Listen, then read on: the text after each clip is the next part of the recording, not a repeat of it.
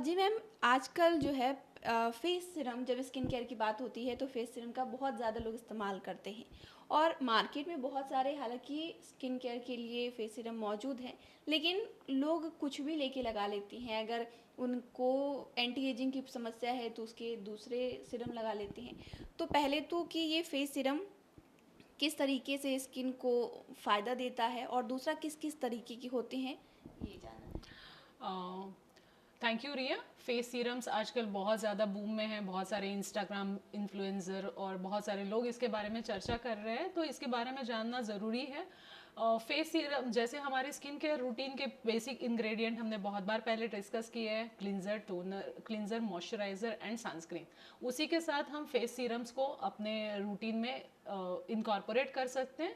Serum एक light weight product है जो पानी की तरह होता है या थोड़ा हल्का चिकना होता है, जिसको हम मॉइस्चराइजर के पहले लगाते हैं। तो हमेशा कंसिस्टेंसी के हिसाब से हमें प्रोडक्ट लगाना चाहिए। जो लाइटर प्रोडक्ट है या थिनर प्रोडक्ट है वो हमें पहले लगाना है और धीरे धीरे उसके ऊपर हम थिकर प्रोडक्ट जैसे मॉइस्चराइजर या सनस्क्रीन लगाते हैं।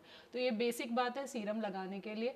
दूसरा, बहुत सारे मार्केट में बहुत सारे टाइप्स के सीरम अवेलेबल है। तो सीरम्स के टाइप्स क्या है? तो कुछ सीरम होते हैं एंटी एजिंग सीरम जो जनरली रेटिनॉल बेस्ड रहते हैं। उसके बाद हाइड्रेटिंग सीरम्स होते हैं जो जनरली हाइलुरोनिक एसिड बेस्ड रहते हैं। उसके साथ ग्लोइंग सीरम ग्लो के लिए सीरम्स आते हैं, एक्सफोलिएशन के लिए सीरम आते हैं या ब्राइटनिंग पर्पस के लिए सीरम आते हैं। तो उसमें हमारे पास एक्सफोलिएशन के लिए AHA BHA जैसे ग्लाइकोलिक एसिड, सिट्रिक एसिड या मैंडेलिक एसिड, लैक्टिक एसिड या BHAs में सैलिसिलिक एसिड बेस्ड सीरम्स है। एक्टिव इंग्रेडिएंट्स के साथ भी हमारे पास बहुत सारे सीरम्स आते हैं। ब्राइटनिंग पर्पस के लिए kojic acid, niacinamide based serum आते हैं, विटामिन C बेस्ड सीरम आते हैं। सीरम के डिफरेंट डिफरेंट कॉन्सेंट्रेशंस रहते हैं। तो आपकी स्किन इन सब के लिए तैयार है या नहीं, ये पहले जानना ज़रूरी है। जैसे मैंने बताया कि फेस वॉश, मॉइस्चराइजर और सनस्क्रीन, तो जब तक आपको ये 3 बेसिक आदतें नहीं लगेंगी तब तक आप स्किन केयर में अप स्टेप नहीं कर सकते। और उसके साथ आपको सीरम जब इनकॉर्पोरेट करना है, जैसे आप retinol based anti ageing serum अगर यूज़ करने चाहते हैं जो आपके चेहरे पे झुर्रियाँ है, बट आपकी स्किन उसी टाइम पे अगर ड्राई है, तो हाइलुरोनिक एसिड बेस्ड मॉइस्चराइजर आपको लगाना ज़रूरी है। हाइलुरोनिक एसिड बेस्ड सीरम आप लगा सकते हैं।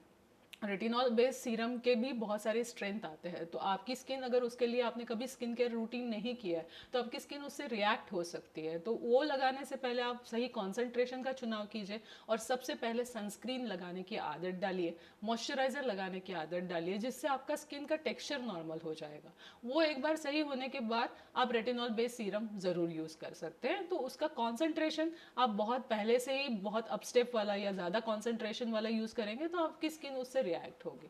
कोई भी चीज़ आप पहली बार इस्तेमाल कर रहे हैं तो उसका रात के समय में या वंस इन अ वीक या ट्वाइस इन अ वीक ऐसे करके उसको अपस्टेप कीजिए। आपके नीड्स के हिसाब से चीज़ें चुनिए। और पहले, अगर आपको स्किन की कोई बीमारियां है या कोई इश्यूज है, आपकी स्किन बहुत ज़्यादा ड्राई है, फ्लेकी है, या आपको रोजेशिया या एक्ने ऐसी बीमारियां है, तो बहुत बार ऐसा होता है कि लोग vitamin C based serum use करते हैं एक्ने प्रोन स्किन में, जैसे जिसके वजह से एक्ने बढ़ने के चांसेस रहते हैं। तो हर सीरम हर किसी के लिए सूट होगा ये बताना मुश्किल रहता है। इंस्टेड ऑफ दैट कि एक्ने प्रोन स्किन में अगर आप नियासिनामाइड या salicylic acid based serum use करेंगे तो उससे आपको ज़्यादा फायदा होने के चांसेस है। आजकल बहुत सारी कंपनियां हैं, उनके प्रोडक्ट्स अवेलेबल है। तो स्किन केयर एक तरीके की इन्वेस्टमेंट है। उसके साथ आपको अगर रिजल्ट चाहिए तो सबसे पहले आपको कंसिस्टेंट रहना बहुत ज़रूरी है। उसका सही अमाउंट में यूज़ करना है। जैसे जनरली 3 से 4 ड्रॉप आप पाम पे लेके लगा सकते हैं या आपके चेहरे पे लगा सकते हैं और उसको हल्का सा स्प्रेड कर सकते हैं। कोई भी चीज़ बहुत ज़्यादा ओवरडू नहीं कीजिए। जैसे बहुत ज़्यादा मात्रा में आपने दवाई लगा ली और उसके साथ आपने मॉइस्चराइज़र नहीं लगाया, तो वो चीज़ भी स्किन को ख़राबी कर सकती है। बहुत बार आपके स्किन के कंसर्न्स 2-3 हो सकते हैं, तो 2-3 तरीके के सीरम्स लगाना कभी कभी मुश्किल हो जाता है। तो आप फार्मास्यूटिकल प्रोडक्ट्स यूज़ कर सकते हैं डॉक्टर के मदद से, जो आपकी जो कंसर्न है उस हिसाब से आपको बेनिफिट दें। और सबसे इम्पॉर्टेंट और सबसे ज़रूरी बात, आपकी लाइफस्टाइल सही होनी चाहिए। और अंदर से आप जो भी खा रहे हैं या आपका न्यूट्रिशन, डाइट, स्लीप, ये बेसिक चीज़ें हैं, ये सही होनी चाहिए। तभी कोई भी स्किन केयर रूटीन है उसको आप मैक्सिमम बेनिफिट आपको उससे मिल सकता है। आई होप दर्शकों के लिए ये सारी जानकारी उनके स्किन केयर के जो सीरम्स यूज़ करने में इम्पॉर्टेंट मदद करेंगी। एक बात लोग और भी जानना चाहते हैं कि ये जो फेस सीरम हम कर इस्तेमाल कर रहे हैं तो कब करें, दिन में करें या रात में करें? मेरे हिसाब से कोई भी प्रोडक्ट आप नया जो शुरू करते हैं वो रात के समय से पहले रात के समय में पहली बार करना चाहिए।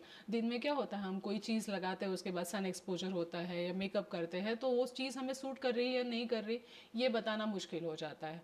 और हाइड्रोनिक एसिड बेस्ड सीरम है या विटामिन सी बेस्ड सीरम है, आप दोनों टाइम भी यूज़ कर सकते हैं, ऐसा कोई उसमें बाउंडेशन नहीं है।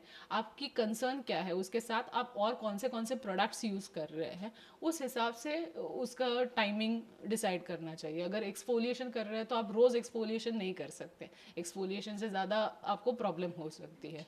तो इसीलिए वो टाइमिंग मैच करना बहुत ज़्यादा ज़रूरी है।